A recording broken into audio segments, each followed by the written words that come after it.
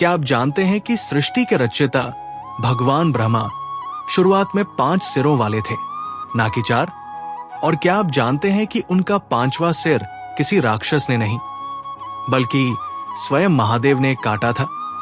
यह सुनकर हैरानी होती है ना कि 2 सबसे बड़े देवताओं, सृष्टि के रचयिता ब्रह्मा और संहारक शिव के बीच ऐसा भीषण टकराव हुआ जिसमें खुद शिव जी को अपने ही किए गए इस कृत्य का इतना भारी पाप लगा कि वो हजारों सालों तक एक भयानक श्राप से पीड़ित रहे। और इसी घटना से जन्म हुआ एक ऐसे उग्र रहस्यमयी देवता का जिन्हें आज काल भैरव के नाम से पूजा जाता है। काशी के कोतवाल, जिनके बिना काशी विश्वनाथ की यात्रा अधूरी मानी जाती है। आज हम आपको बताएंगे ये पूरी रोमांचक, कम सुनी हुई कथा ब्रह्मा जी के अहंकार से लेकर शिव जी के क्रोध तक और फिर उस श्राप तक जिसने खुद महादेव को भी नहीं बख्शा। वीडियो को पूरा देखिएगा क्योंकि आखिर में हम बताएंगे कि इस कथा का काशी नगरी से क्या गहरा संबंध है और क्यों आज भी काल भैरव के दर्शन के बिना काशी की यात्रा अधूरी मानी जाती है। चलिए शुरू करते हैं उस अहंकार से जिसने इस पूरी घटना की नींव रखी। सृष्टि की रचना के आरंभ में भगवान ब्रह्मा को 5 सिरों के साथ उत्पन्न किया गया था। पौराणिक कथाओं के अनुसार जब ब्रह्मा जी ने सृष्टि की रचना शुरू की तो उन्होंने अपनी ही शक्ति से एक अत्यंत सुंदर स्त्री शत्रुपा को उत्पन्न किया। शत्रुपा इतनी सुंदर थी कि ब्रह्मा जी स्वयं उनकी सुंदरता में मोहित हो गए।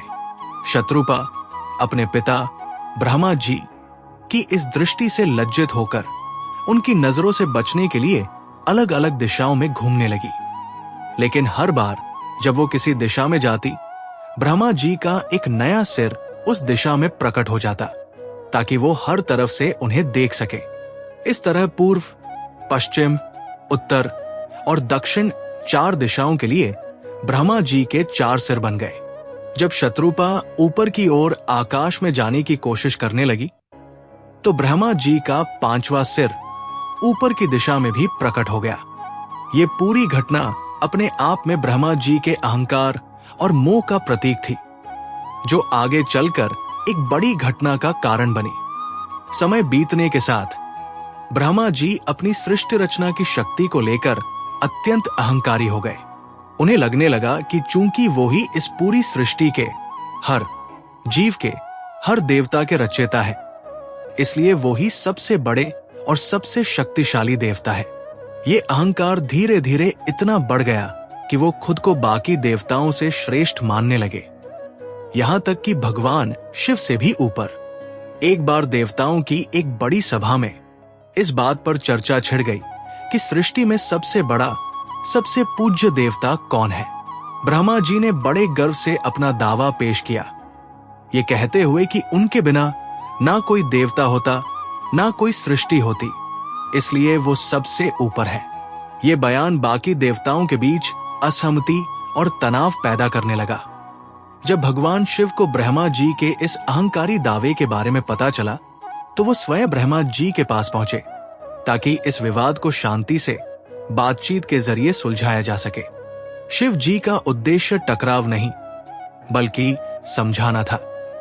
लेकिन जब शिव जी ने ब्रह्मा जी से इस बारे में विनम्रता से पूछा तो ब्रह्मा जी ने अपने अहंकार में आकर शिव जी को अपशब्द कहे और उनका सरेआम अपमान किया। उन्होंने कहा कि शिव जी की उत्पत्ति भी अंततः उन्हीं की सृष्टि से हुई है, इसलिए वो शिव से श्रेष्ठ है और शिव जी को उनके सामने नतमस्तक होना चाहिए। ब्रह्मा जी के इस अहंकार और अपमानजनक व्यवहार से भगवान शिव अत्यंत क्रोधित हो गए। शिव जी, जो संहार और न्याय के देवता हैं, उन्होंने ब्रह्मा जी के इस अहंकार को दंडित करने का निर्णय लिया क्योंकि अनियंत्रित अहंकार सृष्टि के संतुलन के लिए हानिकारक माना जाता है। क्रोध में आकर शिव जी ने अपनी एक उंगली से एक भयंकर उग्र रूप प्रकट किया जिसे भैरव कहा गया, यानी शिव जी के क्रोध का साक्षात जीवंत रूप। ये रूप इतना भयानक और शक्तिशाली था कि इसे देखकर स्वयं देवता भी कांप उठे। उसकी आंखों से अग्नि जैसी ज्वाला निकल रही थी। और उसका पूरा शरीर तेज से दमक रहा था। भैरव शिव जी के इस क्रोध और न्याय के भाव का प्रत्यक्ष अवतार थे, जिनका उद्देश्य था ब्रह्मा जी के अहंकार को तोड़ना और सृष्टि में संतुलन को फिर से स्थापित करना। शिव जी ने भैरव को आदेश दिया कि वो जाकर ब्रह्मा जी के उस अहंकारी सिर को दंडित करें, जिसने इतना अपमान किया था। भैरव रूप में प्रकट होकर शिव जी के इस अंश ने सीधे ब्रह्मा जी के पास पहुंचकर उनके अहंकार से भरे 5वें सिर को, जो लगातार अपशब्द बोल रहा था, अपने नाखूनों से काट दिया। ये सिर वही था जो शत्रुपा की ओर मुंह से देखने के कारण और अपने अहंकार में लगातार अपशब्द बोलने के कारण सबसे ज्यादा दोषी माना गया। सिर कटते ही ब्रह्मा जी का अहंकार चूर चूर हो गया और उनके पास अब सिर्फ 4 सिर रह गए, जो आज भी उनकी मूर्तियों और चित्रों में देखे जाते हैं। ये घटना अपने आप में एक गहरा प्रतीकात्मक संदेश देती है कि अहंकार, चाहे वो सृष्टि के रचयिता का ही क्यों ना हो, अंततः दंडित होता है। लेकिन यहीं से कहानी में एक बड़ा मोड़ आता है। भले ही ब्रह्मा जी का अहंकार गलत था, लेकिन आखिरकार वो सृष्टि के रचयिता एक ब्राह्मण देवता थे, और किसी ब्राह्मण की हत्या करना, चाहे वो कितना भी उचित क्यों ना हो, ब्रह्म हत्या का घोर पाप माना जाता है, जो सबसे गंभीर पापों में से एक है। जैसे ही ब्रह्मा जी का 5वां सिर कटा, भैरव को तुरंत ब्रह्म हत्या का भीषण पाप लग गया। ये पाप इतना भयंकर था कि ब्रह्मा जी का कटा हुआ सिर भैरव के हाथ से चिपक गया और किसी भी तरह अलग नहीं हो रहा था। भैरव को अब वो सिर हमेशा अपने साथ लेकर घूमना पड़ता, जो उनके किए गए पाप का प्रत्यक्ष प्रमाण था। इसके साथ ही भैरव को एक और भयानक श्राप मिला। उन्हें एक भिखारी की तरह हर घर के द्वार पर भीख मांगते हुए पूरी पृथ्वी पर भटकना पड़ा, जब तक कि वो सिर उनके हाथ से अलग ना हो जाए। ये एक बहुत महत्वपूर्ण शिक्षा देती है कि चाहे कोई कितना भी बड़ा देवता क्यों ना हो, अगर उसने कोई पाप किया है तो उसे उसके परिणाम भुगतने ही पड़ते हैं।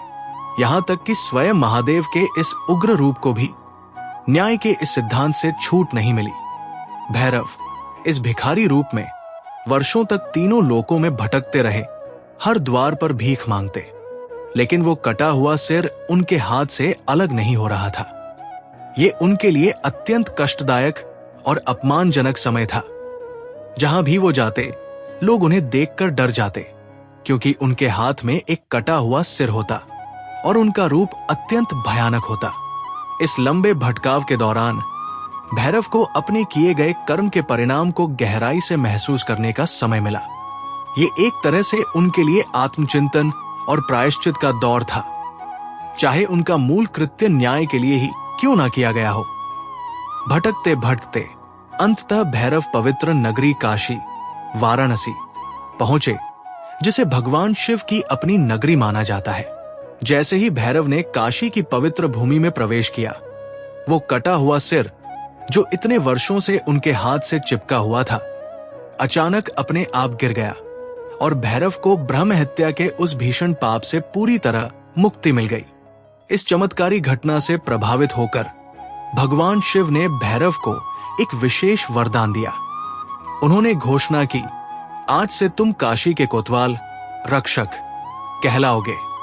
इस पवित्र नगरी में प्रवेश करने वाला हर भक्त सबसे पहले तुम्हारे दर्शन करेगा, तुमसे अनुमति लेगा, तभी वो काशी विश्वनाथ शिव जी के दर्शन कर पाएगा। तुम्हारे बिना काशी की यात्रा अधूरी मानी जाएगी। यहीं से भैरव काल भैरव के नाम से प्रसिद्ध हुए। काल यानी समय और मृत्यु के भी नियंत्रक, और भैरव यानी शिव जी के उग्र रूप। आज भी काशी में जो कोई भी भगवान विश्वनाथ के दर्शन करने जाता है, परंपरा के अनुसार उसे पहले काल भैरव मंदिर में दर्शन करने चाहिए। वहां की काली मिर्च और शराब जैसे विशेष प्रसाद चढ़ाने चाहिए, जो काल भैरव को अत्यंत प्रिय माने जाते हैं। तभी उसकी काशी यात्रा पूर्ण मानी जाती है। तो दोस्तों, इस पूरी कथा से हमें कई गहरी सीखें मिलती है। पहली सीख, अहंकार, चाहे वो सृष्टि के रचयिता का ही क्यों ना हो, अंततः दंडित होता है। ब्रह्मा जी का अहंकार ही उनके 5वें सिर के जाने का कारण बना। दूसरी सीख, न्याय का सिद्धांत सबके लिए समान रूप से लागू होता है, चाहे वो कितना भी बड़ा देवता क्यों ना हो।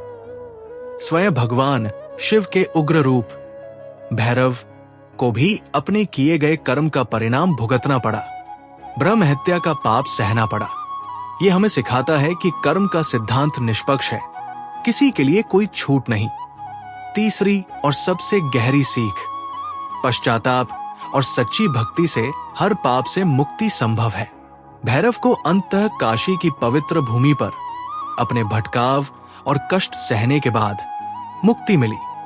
यह हमें उम्मीद देता है कि चाहे हमसे कितनी भी बड़ी गलती क्यों ना हो जाए, सच्चे मन से किया गया पश्चाताप और सही मार्ग पर चलना हमें भी मुक्ति दिला सकता है।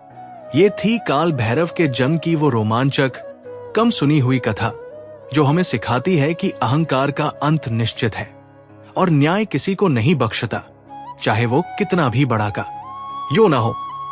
कमेंट में बताइए, आपको इस कथा में सबसे ज्यादा किसने प्रभावित किया, ब्रह्मा जी के अहंकार ने या भैरव के उस लंबे प्रायश्चित ने?